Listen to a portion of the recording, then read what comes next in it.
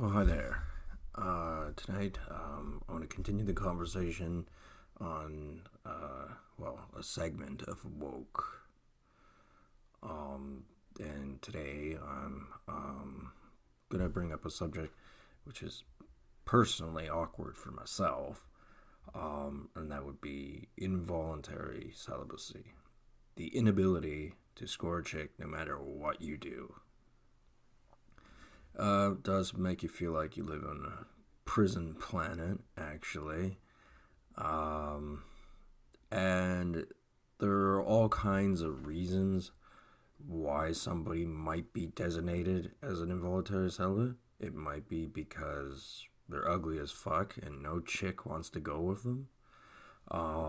Could be because they're a bad guy, done things, nobody likes them.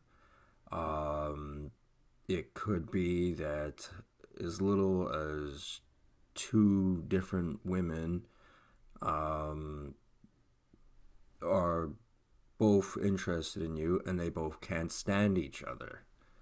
And therefore, they somewhat partially blame you for this. Now, maybe you were, messing around with their complete opposite and it pissed them off, but not to the point where they would want to reject you altogether. And let's assume maybe there's more than two of them. Maybe there's who knows how many. I mean, I don't have to explain exactly what my YouTube channel, what my internet persona is like. I've got a lame claim to fame. I like collecting, German World War II helmets. I like hockey, old school hockey, where it's fighting was more prevalent in it, and I don't really like this new wave that's been coming along since the Sidney Crosby beginnings, really, of what hockey is. Yes, it's safer for the players. Is it less interesting? Absolutely. There's so many fans out there that, they want old school hockey back again. 90s hockey, attitude era from the wrestling. Um, yeah, I have what I believe to be interesting opinions on many subjects. Um, I think I'm quite reasonable in a lot of regards.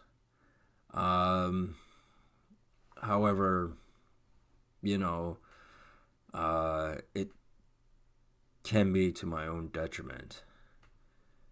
If I'd have kept my mouth shut years ago and not made YouTube videos and sort of not become a recluse, but become someone who was not at least somewhat well known, things could have gone a lot smoother. But that's not indicative to my character. Um, if I am unable to score chicks because I believe there are various factions of women out there that like me, and they're constantly arguing with each other. I actually truly do believe this. Um, then at least I'll be expressing myself and have not somebody else tell the world who I am. Because that's one of the worst things in life is having someone else tell other people who this person is. Because most people are used to lying. And a lot of people go, oh, this is Canada. People are decent, hardworking, and they open the door for old women, and they lay their coat down on the muddy sidewalk so that a woman could walk over it or something. Let me tell you this: that's all bullshit. People are assholes. They just are. And any nice person, um, in some way or another, is an asshole. Anyway. That is what Canada is. I actually don't like this country very much. I think we could do a whole lot better than we're doing. Um, in saying all that, um, for me at very least, I feel as though at some point in time things are going to change and there'll be women around. Right now, uh, based on certain things about my life, my my ailments, which are artificially brought on. They don't look good. It doesn't look good to have esophageal problems. It doesn't look good to have chest pain.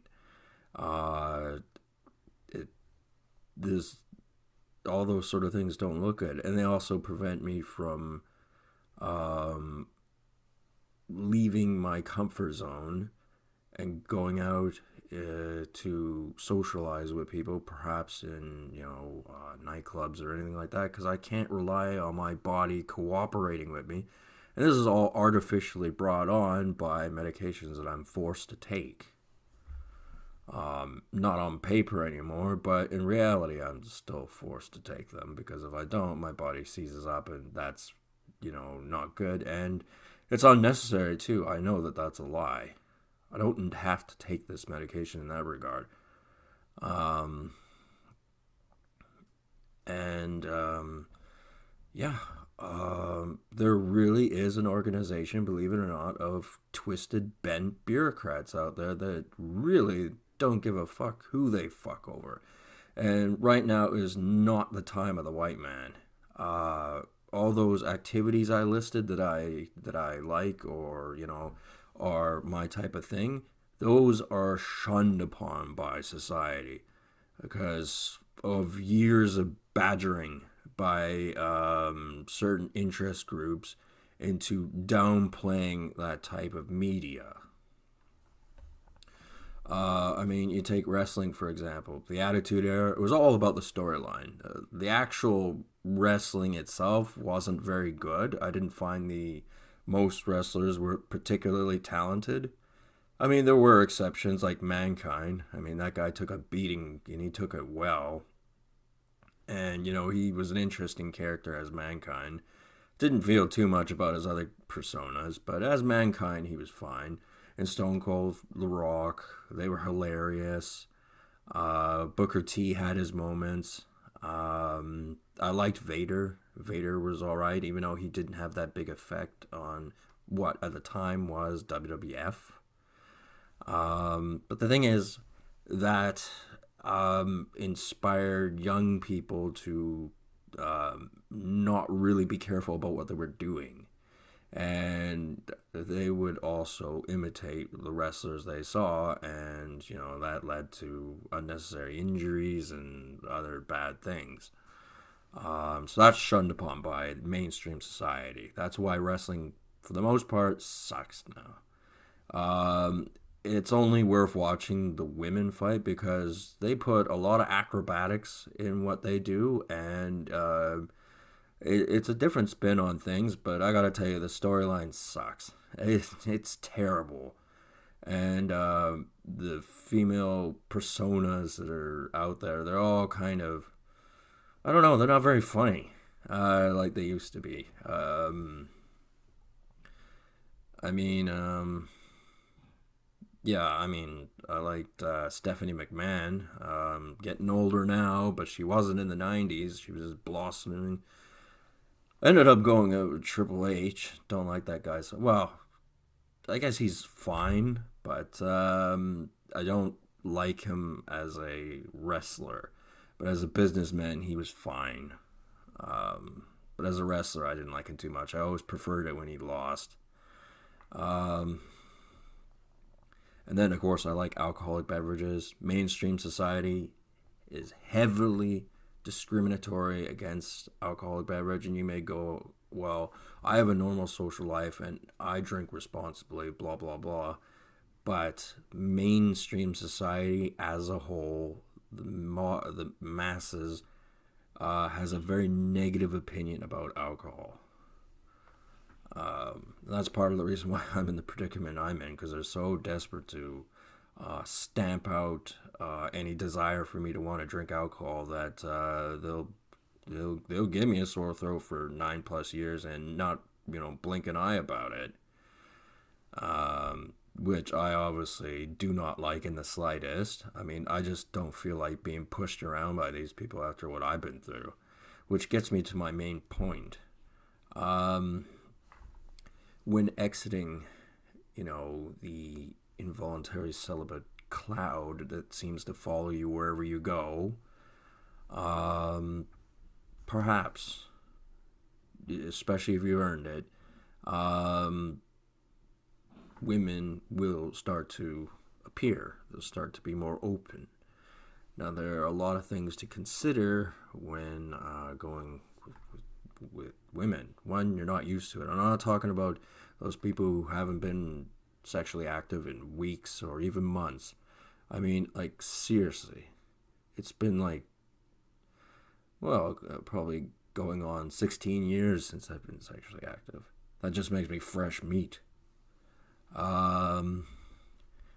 What I suspect they're going to do is, since they don't like the persona that I have, my personality, they don't like it, they're going to try and set up a set of circumstances that I'll have to make the decision whether do I want action or do I want to stand my ground and my position on certain things, because there's a lot of women out there with a lot of really awful opinions about what the world should be like. And any of those self-righteous, virtue signaling, bitches, you may get a little bit of action, but it's not worth it, because then you get categorized, because they turn around and tell the story of you, which I already said you do not want.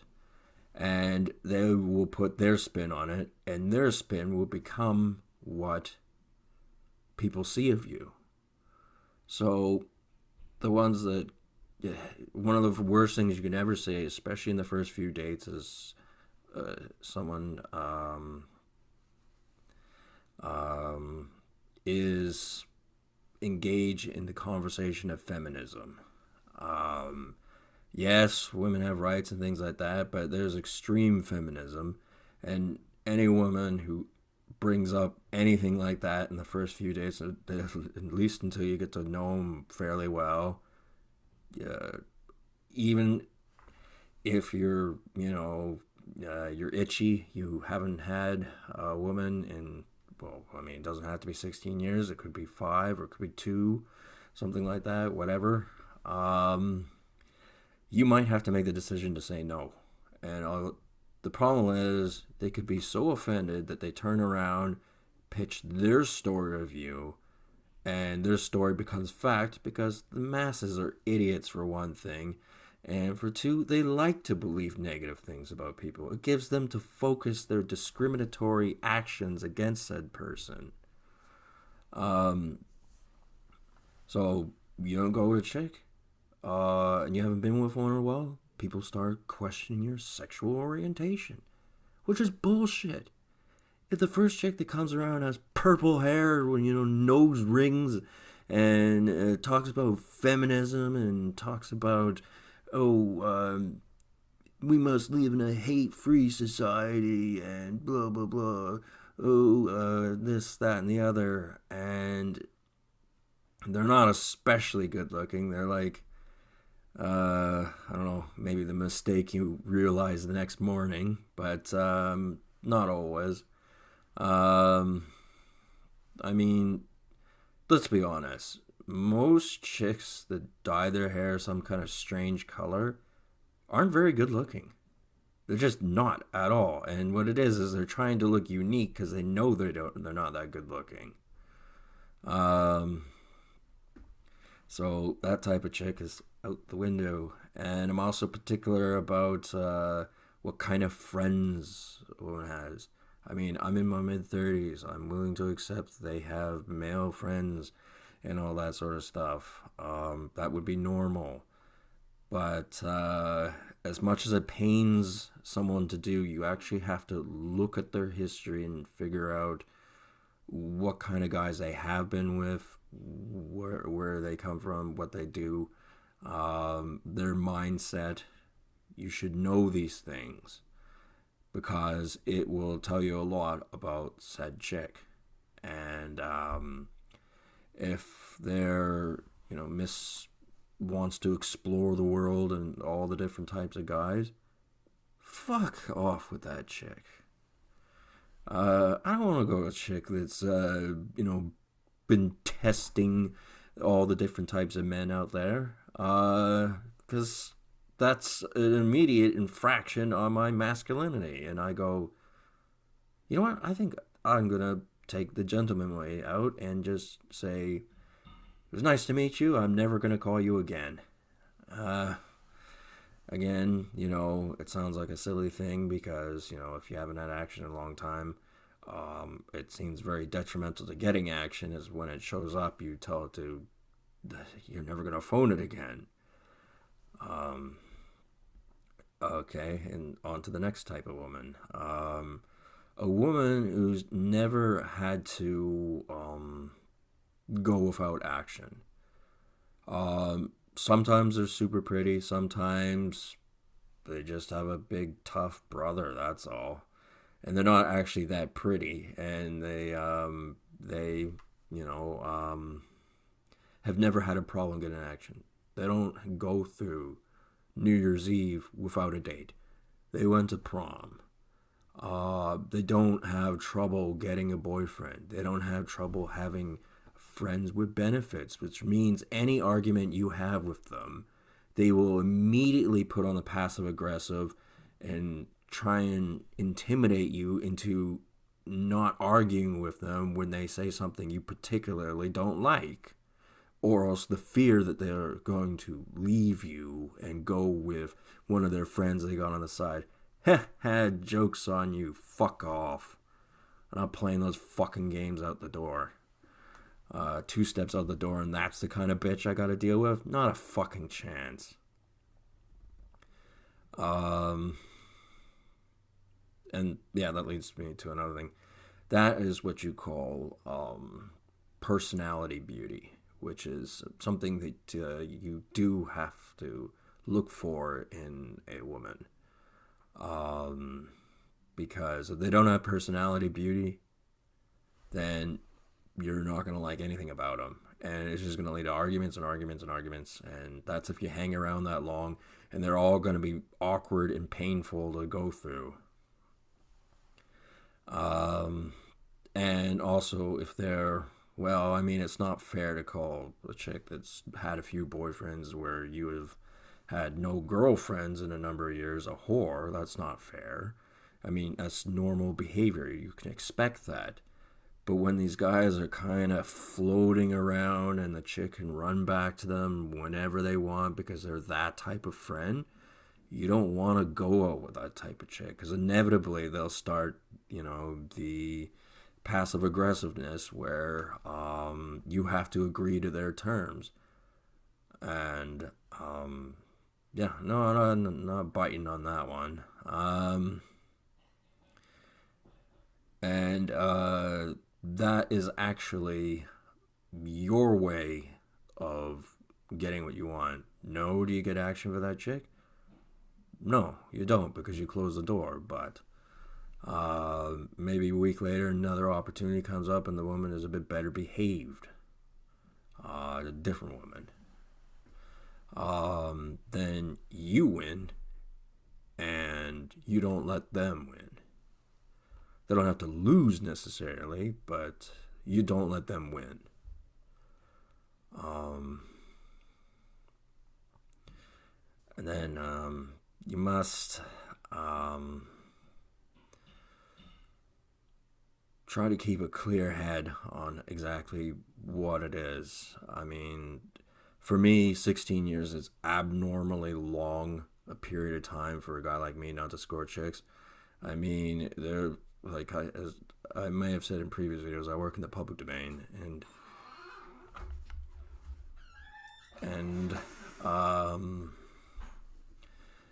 it's, one of those things is that I see the ugliest guys with actual genuine girlfriends who aren't loaded rich, and somehow they're able to score chicks.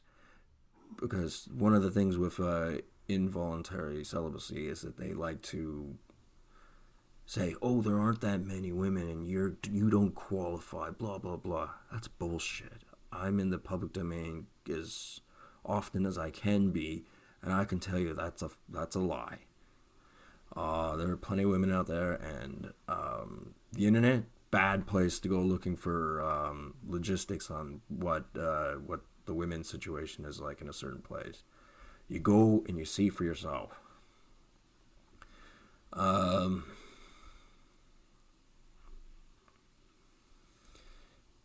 yeah. Also, I mean, you don't want to go with an ugly chick. Some guys break down and that's what they do. And like I said, it doesn't necessarily have to be their body that's ugly, although that is a factor, a very, very big factor.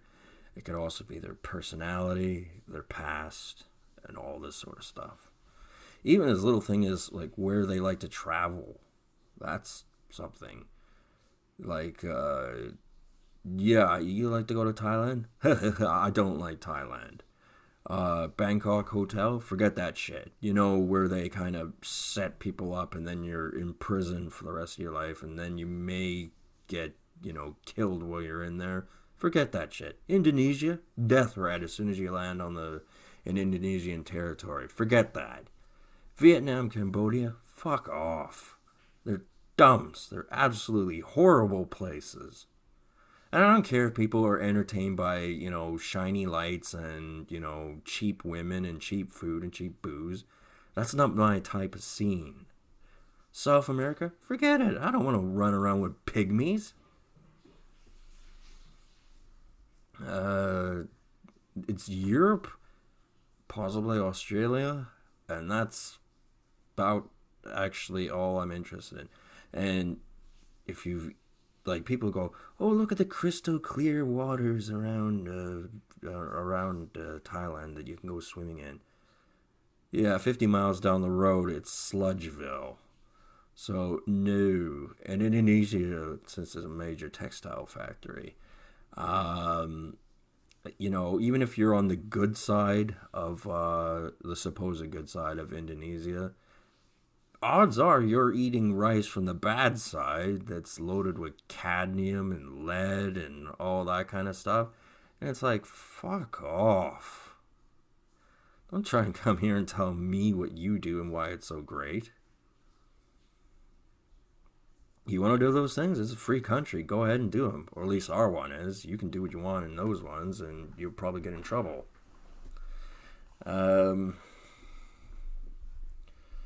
So, yeah, just some thoughts. Of course, there's the possibility that the right woman comes along, and you mustn't jump the gun. There's some guys out there. First thing they'll do is, heaven forbid, marry the chick, like within the first couple of months. No, no, no, no, no, no. And this is coming from a guy who's in his mid-30s. I'm getting older. And that sense of desperation isn't there. And if it comes to the point where I'm not getting a chick unless that sense of desperation is there, odds are that chick is the wrong chick. And you can be fussy. I mean, as years of not having women, there isn't any logical reason to make a mistake first thing. So I think I'll leave it at that. Have a good one, and I'll talk to you people later.